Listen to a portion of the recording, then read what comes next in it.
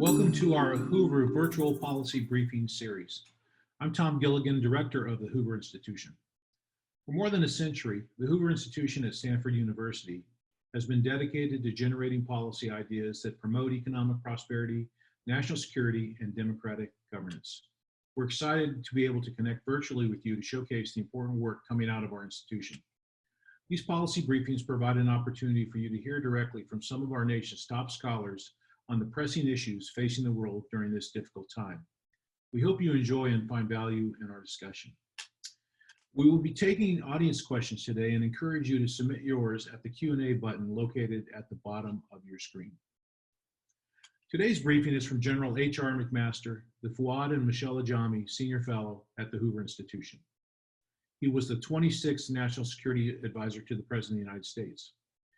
He also served as a commissioned officer in the United States Army for 34 years before retiring as Lieutenant General in June of 2018. His latest book is entitled Battlegrounds, The Fight to Defend the Free World, and will be released in September, and it's available for pre-order now on Amazon. HR, thanks for your service and thanks for joining us today. Hey, Tom, thanks. It's really a pleasure to be with you and to be with everyone who's joined. Great. It's going to be outstanding discussion, I know. HR, I know you've been watching these briefings regularly and the coverage of the aspects involved with COVID-19. A lot of our discussions have been focused on the impacts of the pandemic in the United States on our economy, et cetera. Today with you, I'd like to discuss the rest of the world, particularly the geopolitical threats that have been accelerated by COVID-19. I'm going to ask you to take us on a tour around the world, so to speak, which should be a lot of fun. Let's start with a country on everybody's mind, China. What do post-coronavirus China-U.S. relations look like? Well, thanks, Tom. I think it looks a lot like an intensification of the competition that was ongoing with the Chinese Communist Party prior to the COVID-19 crisis. And this competition, I think, is based mainly on what is motivating the Chinese Communist Party, which is primarily and first and foremost is the party's desire, effort to extend and tighten its exclusive grip on power, as well as to realize its dream of national rejuvenation.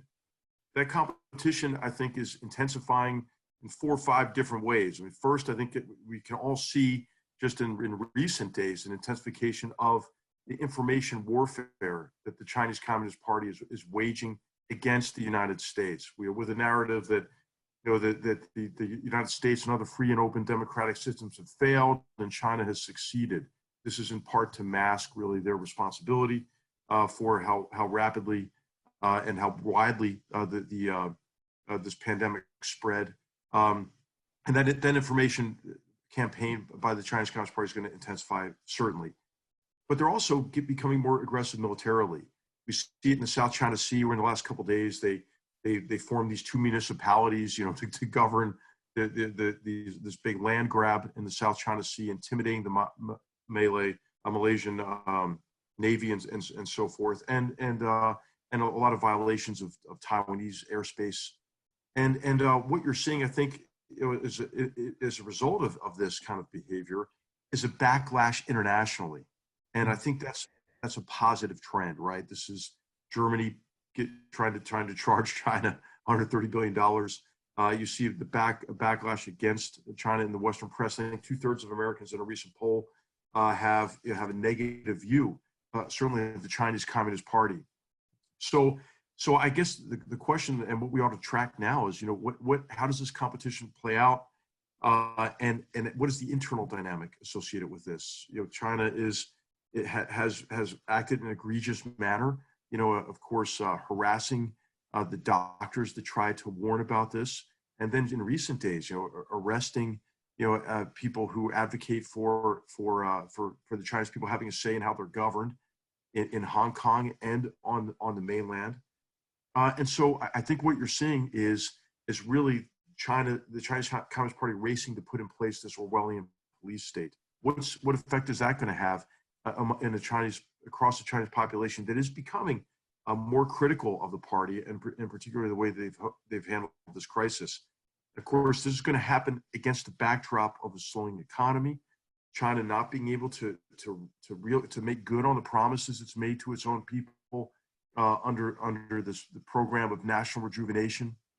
And as the economy contracts, I think there will be a tendency of the party to double down on practices that actually exacerbate the weakness and vulnerabilities in that economy, especially doubling down on support for state-owned enterprises and so forth. So what does this mean? I think that we are in a decoupling competition, Tom, and the United States and other free and open societies ought to do everything we can to protect ourselves against the efforts of the Chinese Communist Party to subvert our free market economic systems and our democratic form of governance, and do everything we can to strengthen our systems and to strengthen the global economy that is not directly connected or dependent on the Chinese Communist Party.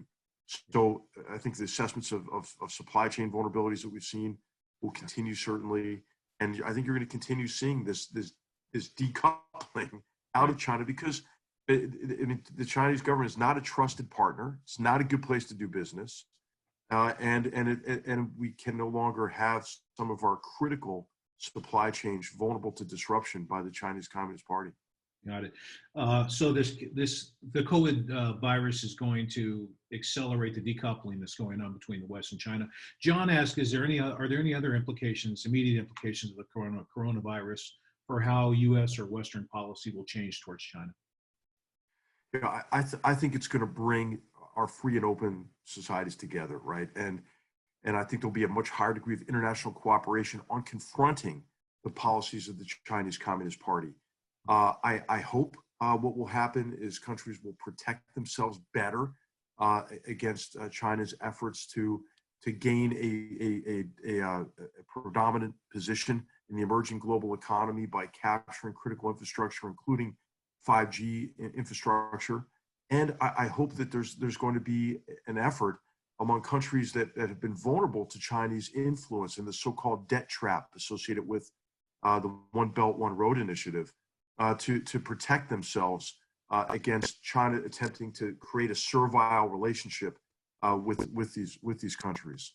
So I'd already seen a high degree of international cooperation. Really, I know that's not the common narrative that's out there, but there is a lot of cooperation going on between the European Union, UK, Japan, the United States on confronting the policies of the Chinese Communist Party. But I think it's going to grow as this crisis abates. Yeah, got it. Well, let's move on from China to North Korea. What's going on there, and how has the coronavirus impacted the relationships of North Korea with the rest of the world? Well, as we cope with this crisis, I mean, we are a little bit taking our eye off of some of these other key issues, and the coronavirus has in many ways accelerated the trend of isolating the North Korea regime under the campaign of maximum pressure, and in many ways, COVID-19 has been the best enforcement mechanism for UN Security Council sanctions against North Korea for its nuclear and missile programs. And I think, of course, the last couple of days there were rumors of Kim Jong-un's illness or maybe even demise that seem to have been greatly exaggerated. But you never know. You never know what's really happening within the North Korean elite. It's clear that Kim Jong-un and the Kim family regime is under increasing pressure from the virus. Of course, they report no cases in North Korea, which is just not believable. And you've seen some signs of the crisis and the effect it's having in Pyongyang.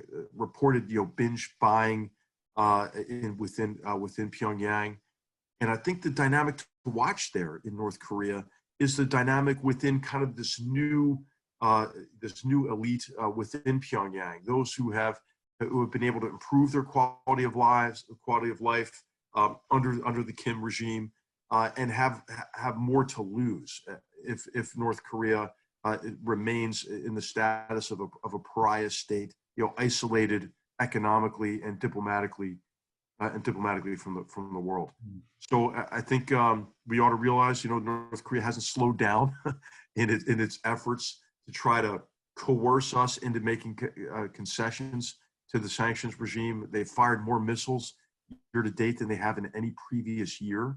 Mm-hmm. And so far, the Trump administration, I think, thankfully, and correctly, has resisted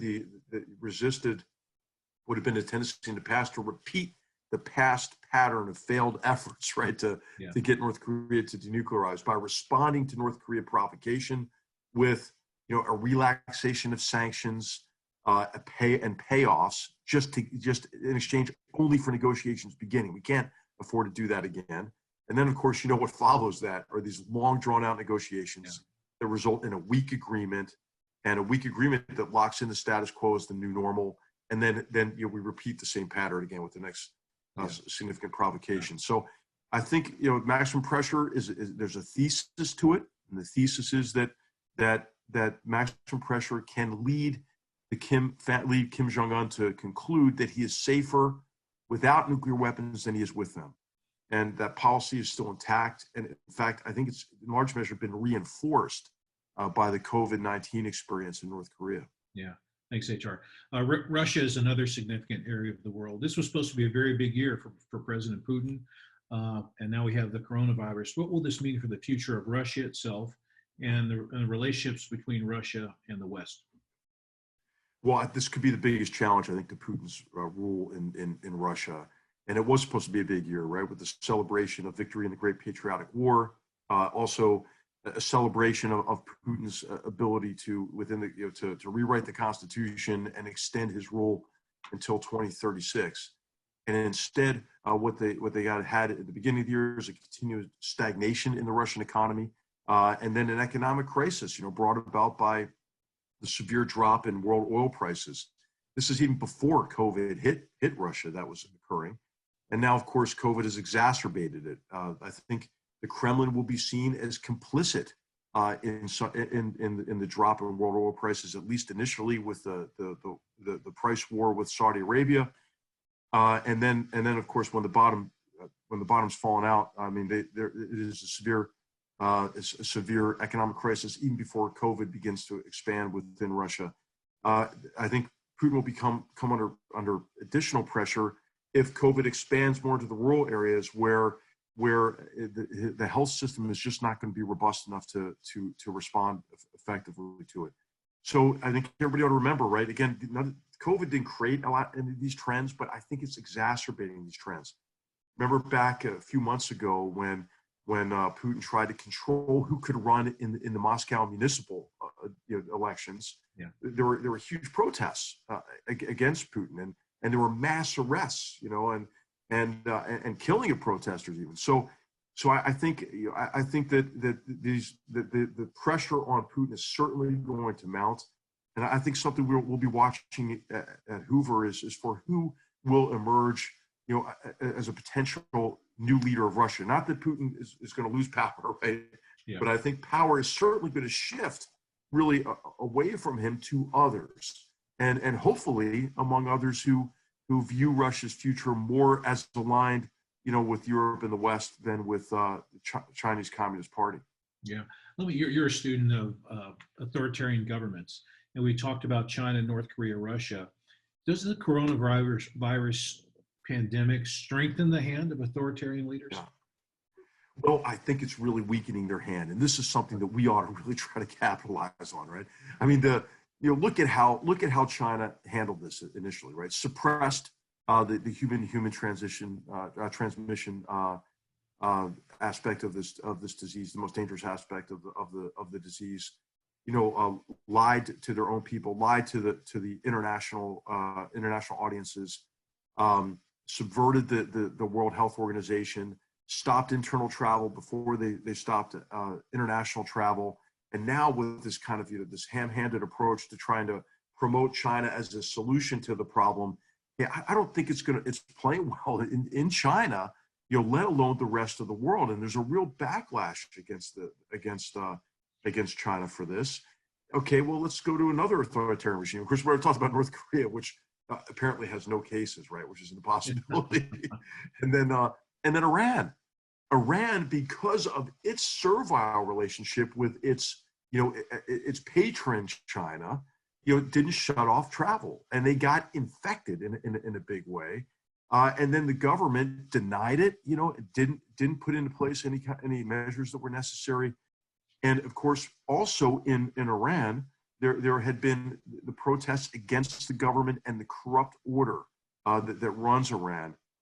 And I think that COVID-19 is going to make it worse for Iran there, and as well as how Iran is perceived elsewhere. From Iraq to Lebanon to Syria to Yemen. So I really think it's going to redound to the disbenefit of dictators. Let's go to another one in Venezuela.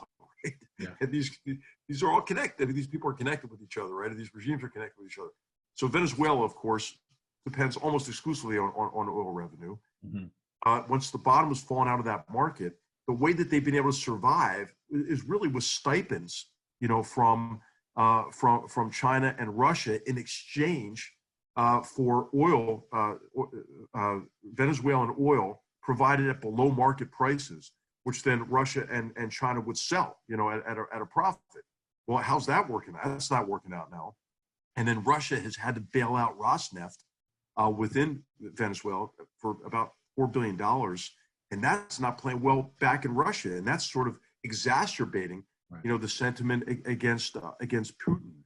I think Guaido has an opportunity within Venezuela, to pose as a leader who will actually help them get out of this crisis. right. And really the key factor to watch is Venezuelans, maybe especially among kind of the former Chavistas, are they going to begin to attribute their grievances to the Maduro regime?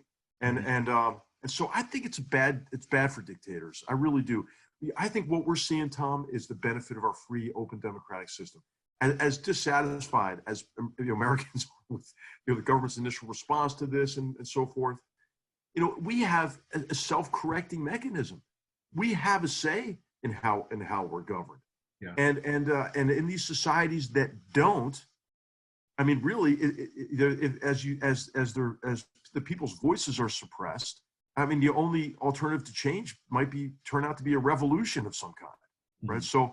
So I'm optimistic about democracy and free and open societies, as long as we pay attention to ourselves, right, and do everything we can to strengthen, our own confidence in our democratic processes and institutions. Yeah. HR, before we go into the Middle East, John asked a very interesting question that has to do with this information warfare activity that's going on in almost a concerted way with Russia and Iran. And his question is basically, should the U.S. be doing more directly to offset the disinformation campaign that's going on around the sources and growth of the pandemic? Yeah, I think we should. And I think that the best response would be from our investigative journalists and from our open press, right? Russia and Iran, they see our free and open society as a weakness, right? They see freedom of speech and freedom of the press as a weakness. That's our strength. And so I think we ought to be very active, at exposing, our media should be at exposing their nefarious activity and their dishonesty and disinformation efforts. But also, I think government does have a role to a certain extent in trying to figure out how to bypass these firewalls. I think that we should try to bypass China's and Iran's firewall and reach the people with information that can allow them to maybe form their own judgments based on the truth, rather than disinformation and propaganda. I think it's abhorrent, by the way, that U.S. social media companies won't take down blatant, state-sponsored propaganda and disinformation in the United States when they don't even get to have access into the Chinese market. Yeah. So I think there's a lot more we can do to defend ourselves. But to answer the question directly, heck yes, I think we should do more, to expose this disinformation and propaganda. Yeah, Sandy. Well, let's go to the Middle East, right? The big enchilada: Iraq, Iran, Syria. How has the virus and the pandemic affected that region of the world? Well, Tom, just when you think it can't get worse in the Middle East, it does get worse in the Middle East, and it is a humanitarian crisis of colossal scale that we're witnessing across the region. And we already talked a little bit about Iran, but Iran is going through a crisis of the regime's own making. It is a pariah state because it acts like a terrorist organization rather than a nation state, and it's reaping what it deserves at this stage, in connection with a corrupt economic system where the mullahs associated with the supreme leader are at the top of, and their families at the top of these bunyads, which are these sort of criminalized networks, as well as the Islamic Revolutionary Guards Corps, with members of that Guards Corps being really the beneficial owners of a lot of Iranian companies. Well, I mean, they're suffering from their economic isolation, and now COVID, and now the collapse of oil prices, right? So their external adventures, in the region, there's support for Houthi insurgents in Yemen, there's support for Assad with a proxy army in Syria, there's support for Hezbollah, the militias in Iraq, the terrorist organizations that pose a threat to Israel. I mean, this is really going to have to draw on the question, as it was before COVID and before the utter collapse of oil prices, among the Iranian people. What is the priority of this government? Is this government the government that they want in the future? Of course, that's going to be up to the Iranian people. Mm-hmm. But I think Iran is in a real crisis. Hey, Iran, I think has had three choices. When the United States pulled out of the JCPOA and reimposed sanctions, those three choices were, first they could become like the Grinch at Christmas, right? Their hearts could get 2 sizes bigger. They could come to the negotiating table. They could change their behavior, stop their proxy wars. Okay, that wasn't going to happen because it wouldn't be consistent with the revolutionary ideology that drives the regime. The second thing they could do is try to wait out Donald Trump and try workarounds with the European Union and others. That's not working, right? They are in an economic crisis. And the third would be to escalate, and that's what they're doing. And I think COVID has sort of hidden, from our attention anyway, a real escalation by the Iranians in Iraq and in the Gulf.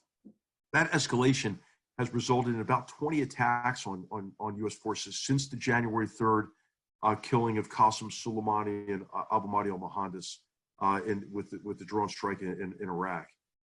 And so what you're seeing is U.S. forces consolidating, and you're seeing also reprisals against Iranian militias inside of Iraq. You also saw just yesterday the president tweeting that we will sink Iraqi Islamic Revolutionary Guards Corps Navy vessels that harass our ships in the Gulf. And I think Iran is going to continue to push it, and they're going to push it beyond the limit. I think there's really a chance for an escalation that will result in a reprisal, maybe directly against Iran or Iranian assets. I think the Trump administration demonstrated with the Soleimani strike that, hey, when their proxies attack us, we know what the real return address is, right? And so I think that it's a dangerous time in the Gulf as a result. But what you're seeing in Iraq, which is a country in crisis, is a backlash against Iran as well, right? And you had the political crisis associated with the Iraqi people's dissatisfaction with their government, right? When Adel al-Domadi has to step down, and then the next prime minister is supposed to try to be able to form a government, Adnan al-Zurfi, he's really blocked by the Iranians. Now you have Mustafa al-Kadhimi coming in, who's a good leader, I think. He's certainly not an Iranian puppet. He's been the head of their intelligence agency. He's an effective leader, but he's going to be stuck with a very difficult situation. You have the collapse of the oil prices. The Iraqi budget is at least 2 times bigger than the revenue that they're going to take in this year, and that's probably an understatement. And then you have the COVID-19 crisis, as well as the Iranian infiltration, subversion of the government. Yeah.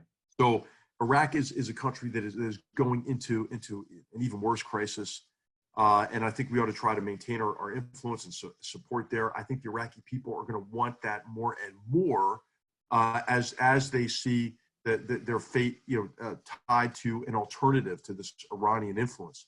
There's a good sign of that. Initially, the Iraqi government has refused Iranian demands to open the border to protect their people from COVID-19.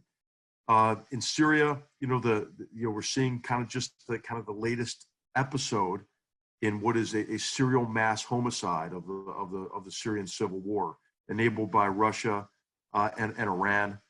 I think this is obviously a humanitarian crisis that's growing. About 1 million refugees displaced by the indiscriminate mass murder and bombing within Idlib province. COVID-19 hitting the camps there, and in Turkey and in Lebanon and in Jordan is going to be disastrous unless we can provide some kind of assistance there. Turkey is probably having some buyer's remorse, on their aligning with Russia. Russia-enabled operations have killed Turkish soldiers in Syria. There may be diplomatic and opportunities there to isolate Assad, from and his sponsors, Russia and Iran. And of course, in Lebanon, there's a crisis, again, kind of underreported these days because of COVID, but COVID exacerbating it, right? Mass protests in Lebanon led to the prime minister stepping down there, Hariri stepping down, and it also, these were mass protests against Iranian influence there also. The Lebanese financial system is in free fall. It was before COVID. This is because it was corrupt. I mean, there's a Ponzi scheme essentially being run out of the national banking system. And guess who had a lot of money there? Was Assad, and the RGC had a lot of money in that system, right? When you get 13% return, out of a checking account, it seems like a good deal until the whole Ponzi scheme collapses, right? So I think what you're seeing is, again, this acceleration of trends in the region. Is it going to get better? I don't think it's going to get worse before it gets better, right? But there are opportunities here, especially associated with isolating these nefarious actors, Assad in particular, from external support. Got it. HR, you mentioned Iran's escalating aggression in the region. Jane asked an interesting question having to do with Iranian technology and the launching of a new satellite. Do we have the ability to combat the new threats posed by their technological advancements?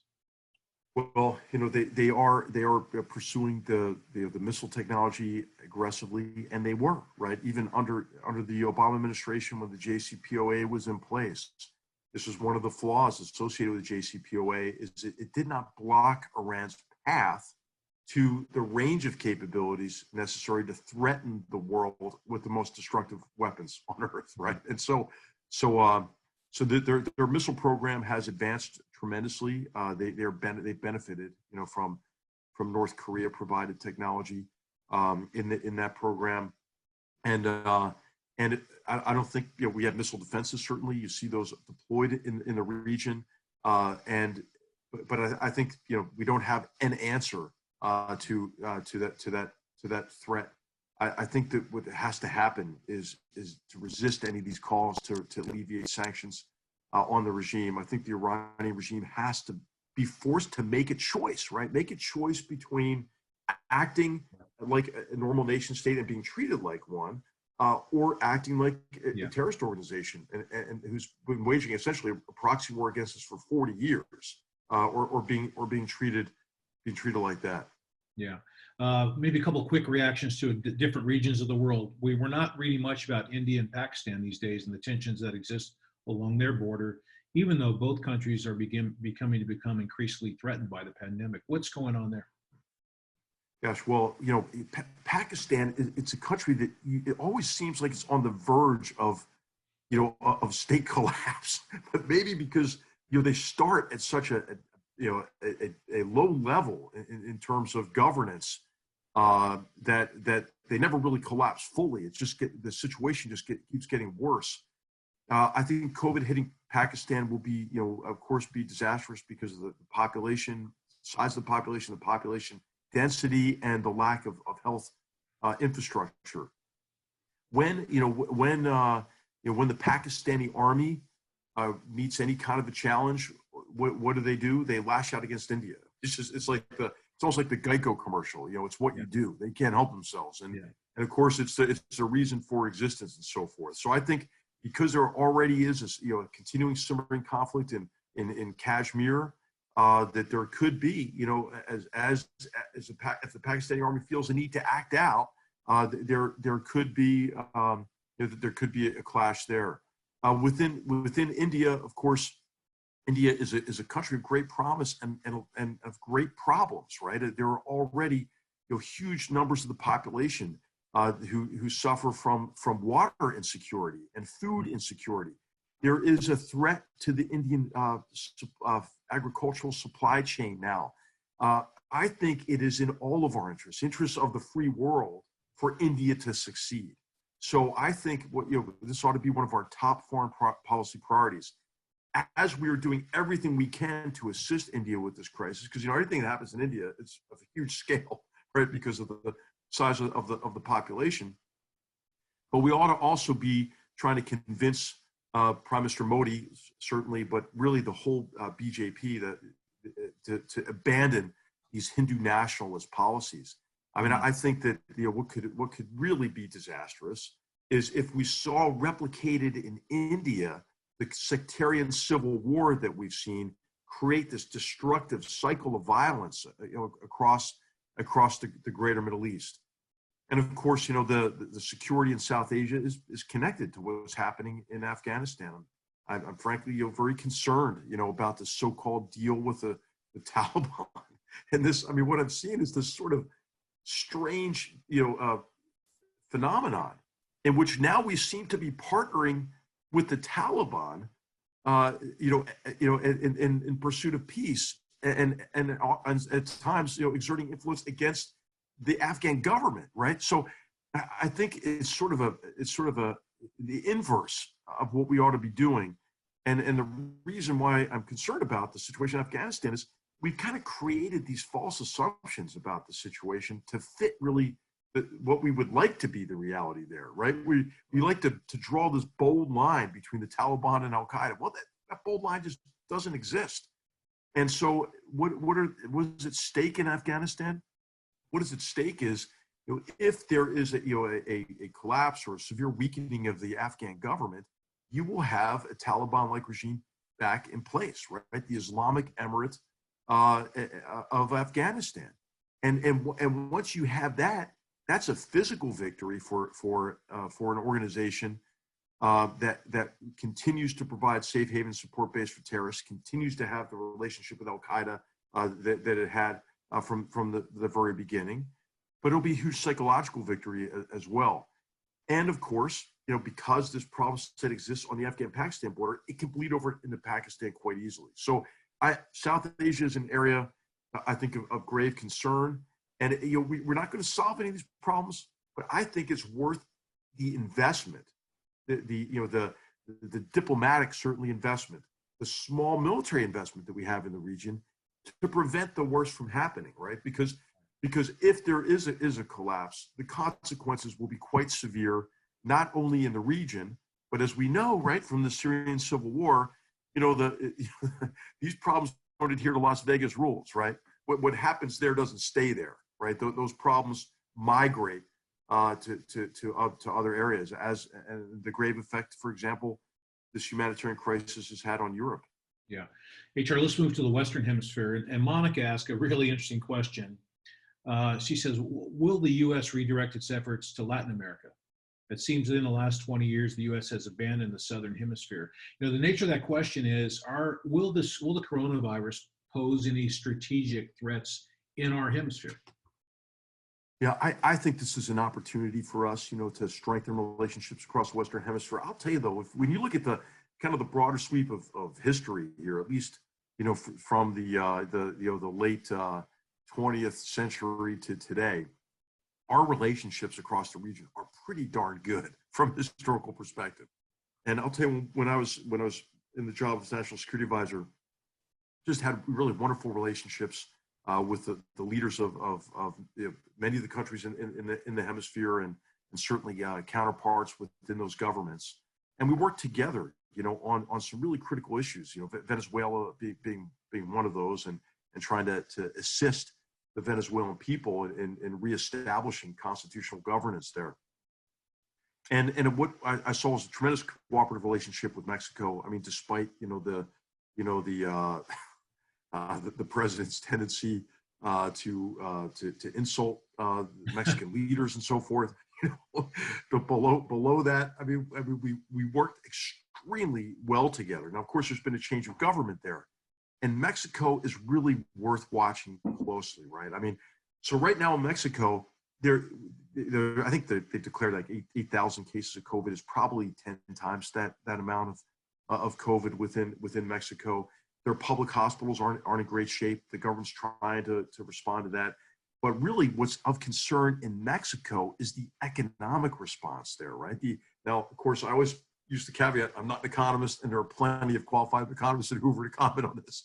But I think it's worth noting that instead of quantitative easing, instead of a fiscal stimulus, AMLO, the president has instead chosen austerity, and that's obviously, it's just not going to work, right? And so even though he is a left-wing politician, he feels that that a stimulus package is only good for companies. He's very anti-business in his predisposition, and so I think what you're going to see is Mexico's going to have a tough time recovering from this economically. And of course, what are other big industries there? Oil, tourism, right? It's not looking good. Now, the opportunity in the Western Hemisphere broadly is, as there's a rethinking of global supply chains. I think a lot of manufacturing could move, right? Could move into the Western Hemisphere, and in particular, if we focus on effective implementation of USMCA, the NAFTA follow-on, it could be beneficial to Mexican people, which of course benefits us from all sorts of different perspectives, including migration problem sets and so forth. But the combination of problems, right, of violence and criminality, this kind of left-wing government in Mexico that may be actually prescribing the exact opposite of what's necessary for an economic recovery, I think is going to lead in a very difficult direction for Mexico. More broadly in the hemisphere, I think Brazil, Colombia, others are engaging stimulus programs to get through this. Brazil, of course, also very much affected by oil. But again, what predated COVID was, again, a competition between free and open free market economic systems, right, and more socialist, statist economic systems. In Mexico, that's played out with the shift toward more of a statist model. There were, as you know, and still are, even during COVID, protests going on in Chile over this. And you have a shift back to the left and the statist model in Argentina as well. So I guess I'm sorry to go on about this, but to answer your question, these competitions are going to continue. I think we ought to continue to support our friends in the region who are in democratic countries. Colombia, of course, very special relationship with Colombia, and help all of us succeed, and then to demonstrate to the people of the hemisphere that what works is rule of law, strong democratic institutions, and a responsible free market economic system. So as we work on our own, how we come out of this, and ensuring equality of opportunity and getting economic growth going again, and employment, we ought to take a look at it from a hemispheric perspective and see, how we can all help each other. Yeah, got it. I have a few remaining questions, but first I want to remind everybody that you're listening to H.R. McMaster, a senior fellow at the Hoover Institution. I also want to remind you that you can access research by other Hoover fellows at our website, hoover.org. HR, I'd like to talk about your time in the White House. And I want to ask you a question that's really related to recent criticisms of the administration and some of the leaderships at CDC and at the Health and Human Services for kind of inadequate preparation or responses to the outbreak of the pandemic. When you were serving as National Security Advisor for President Trump, how did you prepare for the pandemic? Right. Well, of course, this has been work that has been going on in the government for quite some time. As in your interview with Secretary Rice, she mentioned how President George W. Bush had read a book on pandemics. Said, hey, we have to really focus on this, and so there had been work across multiple administrations on pandemic preparation. We continued that work in the first year of the Trump administration, it was one of our top, what we call national security challenges to focus on and develop integrated strategies. To summarize, we identified really 3 priority tasks that we had to accomplish to prepare for a potential pandemic. The first of these tasks was that we would have to try to improve global surveillance and to try to contain these problems where they originate, right? That's the first task. Well, of course, that effort was foiled by the fundamental dishonesty of the Chinese Communist Party. But of course, this has to remain a priority for the future, is seeing it quickly and containing it. The second area was to innovate, to be able to develop solutions to threats, either man-made bio threats and hazards, or a pandemic like this. And there's been considerable investment over the years in the capability and the capacity, right, to develop therapies, as well as the all-important vaccines, rapid vaccine prototyping, and the capacity to manufacture, to produce vaccines at scale. I think those investments are going to pay off. I mean, I'm optimistic about that. I don't know how much more investment is necessary, but there has been significant investment that puts us, I think, in a decent place with that. The third area was that we had to be able to mobilize a response to this kind of a pandemic. Well, this is where we've fallen short, right? And you've seen really that we didn't have enough of, fill in the blank, personal protective equipment, ventilators, and so forth. So what's really important, I think, now is to understand better what we have to do to ensure more effective coordination and integration across departments and agencies, and to improve our ability to respond and shift resources, mobilize and shift resources, including people with the right expertise and so forth, in connection with this kind of a problem. I think everything ought to be on the table in terms of how do we organize, and with what capabilities do we put in the National Guard, for example, versus the Army Reserves. What do we need in terms of a national dashboard, which we should be able to do, I mean, pretty easily, to monitor, everything from ventilators to ICU beds to where do we have enough respiratory therapists? Do we have what we need to cope with this kind of a crisis? And I think that can be done relatively easily. And then, of course, what you're going to see is an effort to reduce the vulnerability of our supply chain, our medical supply chain. And as Scott Atlas has pointed out, and Scott and I have an upcoming op-ed on this topic, is this is a big issue, these supply chain issues medically, for routine healthcare, as well as in the time of a crisis. So there's going to be a lot of work to do on the back end. I am confident in how we're catching up to this problem. And then, of course, what we have to do on the back end is say, hey, how did it fall through in implementation, right? You can write the best policy in the world in Washington, D.C., right? Yeah. But it's not going to implement it itself. And so I think there ought to be more focus on implementation. What do we learn from the failure to implement? I think we're fundamentally sound plans. I mean, I think those 3 key priorities are the right key priorities. Where do we perform unsatisfactorily, and how do we improve? The good news, Tom, is, hey, we're a democracy, and we can criticize our government. We can put pressure on our government to get better, right? I think the disadvantage to the Chinese people or the Iranian people is that they can't do that. Yeah, great. HR, this has been a stunning discussion. Thanks so much for your insights and comments. We really appreciate it. We had a good time. It was fun. Thanks for the opportunity to be with everyone. Thanks for joining us. Great. I want to remind everybody that our next Hoover virtual policy briefing will be Tuesday, April 28th at 11 a.m. Pacific and 2 p.m. Eastern Time. It will be with George Osborne, and we'll discuss the effects of COVID-19 on the United Kingdom. George Osborne is a distinguished visiting fellow at the Hoover Institution. From 2010 to 2016, he served as Britain's Chancellor of the Exchequer. During that time, he was a member of the National Security Council, and he also served as Britain's first Secretary of State. Prior to that, George was a member of Parliament. He is currently the editor of the Evening Standard. You can join Tuesday's briefing at the same link that you signed in on today. And you will find the Hoover Institution online at hoover.org and on Twitter, Facebook, and Instagram. Our Twitter handle is @HooverINST.